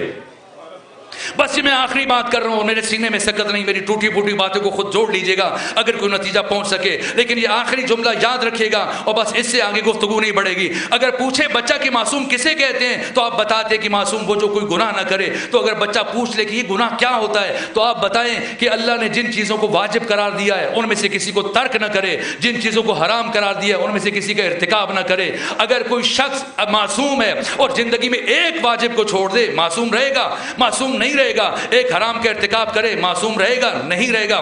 مثلا زندگی میں ایک گھونٹ شراب پی لے, بے شک توبہ کر لے, لیکن کیا معصوم رہے گا؟ نہیں. ایک نماز چھوڑ دے, باقی ساری زندگی عبادت میں گزارے اور کوئی غلطی نہ کرے, معصوم نہیں رہے گا. یہ سادہ ترین تعریف ہے عصمت کی. میرے بچوں, میرے عزیزوں, میرے جوانوں, آج سیدہ کے تابوت کو اٹھانے سے پہلے دیکھنا کہ فاطمہ زہرا نے کس طرح سے انسان کی ہدایت کا کس کس مرحلے میں کس کس انداز سے اہتمام کیا ہے. معصوم جو گناہ نہ کرے, گناہ کیا ہے؟ ہے ترک واجب اور اسی طرح سے حرام کا ارتکاب۔ اگر یہ بات پہنچی ہو تو آپ مجھے بتائیں کہ سلام کرنا اس کی شرعی حیثیت کیا ہے؟ فقہی اعتبار سے دوسرے کو جو آپ سلام کرتے ہیں یہ مستحب ہے، جواب دینا واجب ہے۔ اگرچہ پیغمبر کی حدیث ہے کہ سلام کرنے والے کو 29 نیکیاں ملے گی اور جواب دینے والے کو صرف 1 نیکی ملے گی، لیکن سلام کرنا مستحب ہے، جواب دینا واجب ہے۔ اور اگر کوئی واجب کو چھوڑ دے یہ حرام ہے، گناہ ہے۔ اور اب اگر آپ نماز پڑھ رہے ہیں اور نماز کے دوران کوئی آپ کو سلام کرے، اب جواب دیں گے یا نہیں دیں گے؟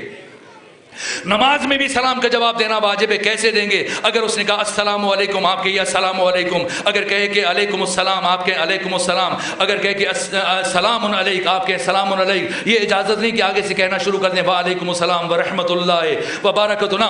جن لفظوں کے ساتھ سلام کرے دین کہتے کہ انہیں لفظوں کے ساتھ پلٹا دیں۔ اگر آپ نماز پڑھ رہے ہیں، نماز کے دوران کوئی آپ پر سلام کرے تب بھی سلام کا جواب دینا واجب ہے۔ اب آپ مجھے بتائیں جو آپ نے معصوم کی تعریف کی کہ معصوم کون ہوتا ہے؟ جو زندگی میں کوئی گناہ نہ کرے۔ گناہ کیا ہے؟ حرام کا ارتکاب یا واجب کا ترک۔ تو سلام کرنا سنت ہے، جواب دینا واجب ہے۔ ترک واجب خلاف عصمت ہے۔ اگر کوئی معصوم زندگی میں 1 مرتبہ کسی واجب کو چھوڑ دے وہ معصوم نہیں رہتا۔ اے سیدہ آپ کے انداز ہدایت پر میری جان قربان ہو جائے۔ کیا انداز اختیار کیا کہ جب عیادت کے لیے کچھ 2 افراد نے مولا متقیان سے اجازت مانگی اور جب وہ آئے اور پردے حائل کیے گئے اور 2 افراد نے کھڑے ہو کر صدیقہ کبریٰ سیدہ زہرا سلام اللہ علیہ کو جب سلام کیا، جا کر ڈھونڈیں ورق گردانی کریں تاریخ اور سیرت کی کتابوں کی کہ کیا سیدہ نے ان کے سلام کا جواب دیا یا نہیں دیا۔ اگر کسی کتاب میں مل جائے تو مجھے آ کے میری رہنمائی کر دیجیے گا، مجھے بھی بتا دیجیے گا، میرے علم میں اضافہ ہو جائے گا۔ اب سیدہ نے سلام، جب سیدہ کو سلام کیا گیا سیدہ نے سلام کا جواب نہیں دیا۔ یہ سیدہ نے 2 افراد کے سلام کا جواب نہ دے کر قیامت تک آنے والے باشعور انسانوں کو یہ پیغام دیا کہ جان لو اور سمجھ لو، یا تو مجھے معصومہ نہ سمجھنا، یا تو مجھے معصومہ نہ سمجھنا، اور اگر مجھے معصومہ سمجھتے ہو تو میں جن کے سلام کا جواب نہیں دے کے جا رہی ہوں انہیں کبھی مسلمان نہ سمجھنا۔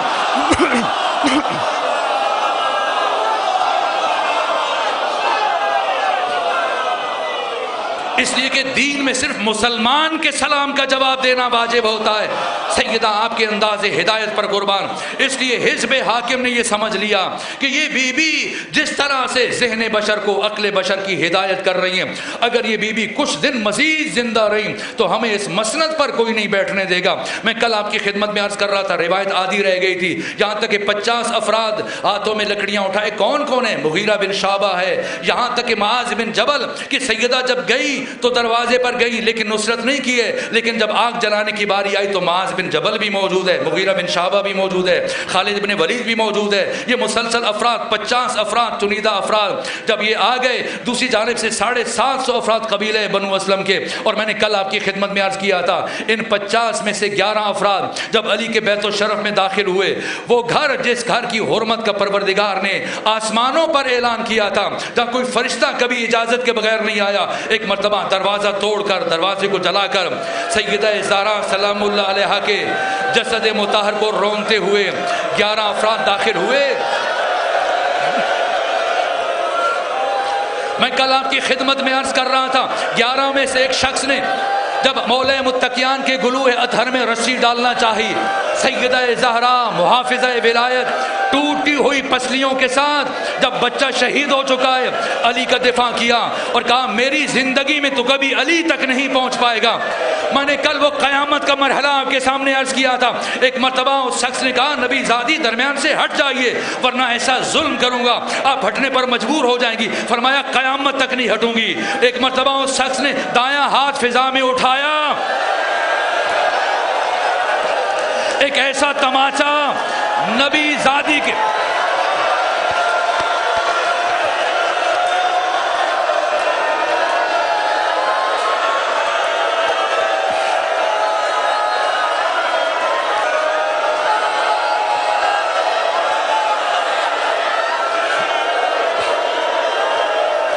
سیدہ کے رخسار پر مارا۔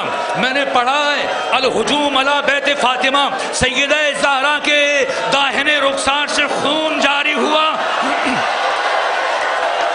بندے ٹوٹے، ایک مرتبہ نبی زادی زمین پر گری۔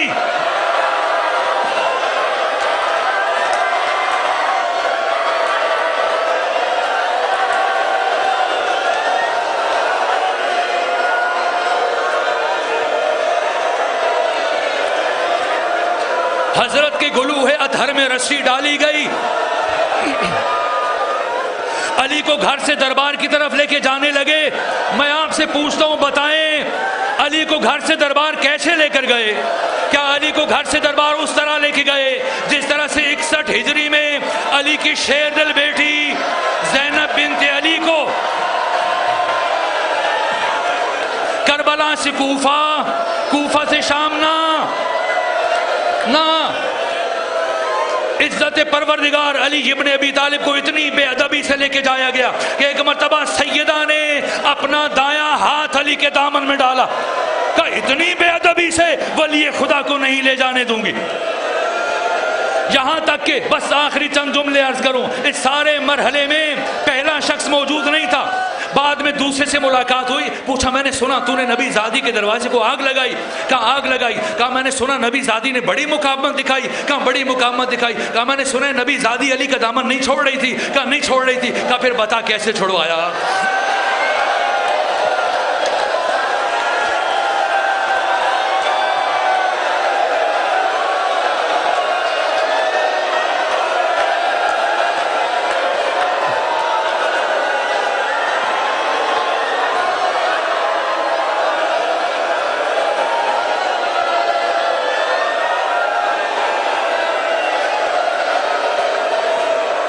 کہا بتا کیسے چھڑوایا؟ کہا ہم نے علی کے گلے میں رسی ڈالی، علی کو کھینچنا شروع کیا، فاطمہ زہرا نے اپنا ہاتھ علی کے دامن میں ڈالا، ہم نے سوچا خاتون ہے، زخمی ہے، کمزور ہے، اگر علی کو زور سے کھینچیں گے فاطمہ کا ہاتھ چھوٹ جائے گا، لیکن نہ، فاطمہ زہرا نے اتنی مضبوطی سے علی کے دامن کو پکڑ رکھا تھا، جیسے جیسے علی کو کھینچ رہے تھے نبی زادی علی کے ساتھ کھینچتی چلی جا رہی تھی۔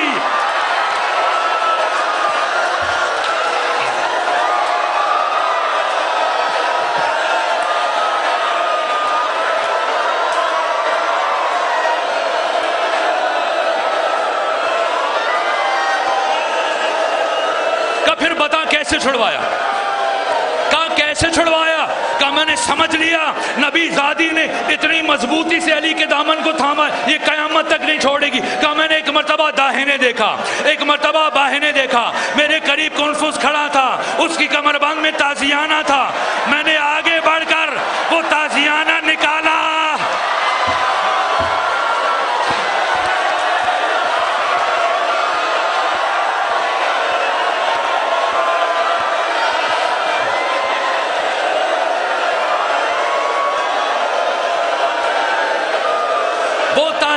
نکالا اور فضا میں لہرانے کے بعد اس زور سے نبی زادی کے ہاتھوں پر مارا، فاطمہ زہرا کے ہاتھ چھوٹ گئے۔ میرے عزیزو، آج کی شب آپ سیدہ کا تابوت اٹھانے کے لیے آئے ہو، کاش آپ مدینے میں ہوتے۔ صرف پورے مدینے میں 7 افراد تھے جنہوں نے نبی زادی کا تابوت اٹھایا ہے۔ سن پائیں گے جیسے ہی مسجد نبوی میں مولا متقیان تک خبر پہنچی ہے سیدہ کی شہادت کی، آپ نے سنا سیدہ کی شہادت کی خبر، آج سیدہ کی شہادت کی شب ہے، جب علی تک یہ خبر پہنچی ہے مسجد نبوی میں کھڑے تھے، سلمان نے جا کے بتایا نبی زادی جہان سے رخصت ہوئی ہیں، فسقط علی وجہہ، علی ابن ابی طالب منہ کے بل زمین پر گرے۔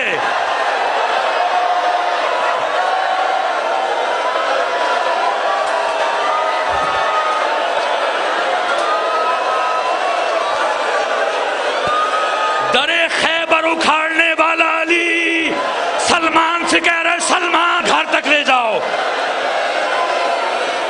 بس میرے عزیزو، آخری جملے عرض کر رہا ہوں، آج کی شب میں سیدہ نے وصیتیں کی دل میں کہ فلاں فلاں میرے جنازے میں نہ آئے، اور میرا جنازہ نصف شب کو اٹھایا جائے جب اہل مدینہ سو جائیں، اور قیامت تک میرے آنے والی نسل میں جتنے سادات آئیں سب تک علی میرا سلام پہنچائیے گا۔ باقی وصیتیں فرمائی ہیں، یہاں تک کہ پھر وہ مرحلہ غسل و کفن کا قیامت کے مراحل ہیں. میں سب کو چھوڑ کر بس آخری جملہ عرض کر رہا ہوں. بی بی کی شہادت ہوئی, مولا متقیان غسل دیا ہے, وہ کفن پہنایا, ایک مرتبہ باری باری بچوں کو بلایا. سب سے پہلے امام حسن کو بلایا, آئے آ کر آخری مرتبہ اپنی ماں کے چہرے کی زیارت کریں.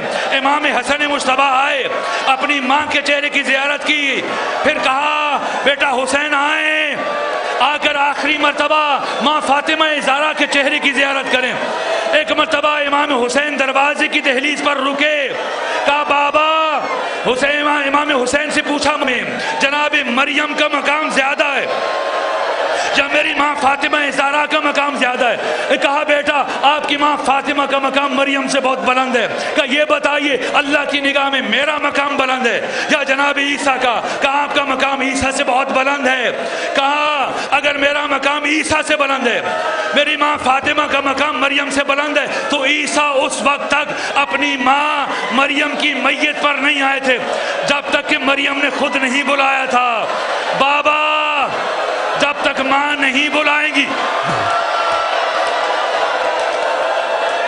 جب تک ماں نہیں بلائیں گی, کہ بی بی کا ہاتھ ٹوٹ گیا, دایاں بازو ٹوٹ گیا, پھر 95 دن بی بی دائیں ہاتھ سے تسبیح نہیں پڑھ سکی ہے. جب تک زندہ رہی بائیں ہاتھ سے تسبیح پڑھتی رہی, لیکن جب حسین نے کہا جب تک ماں نہیں بلائے گی میں نہیں آؤں گا, ایک مرتبہ بند کف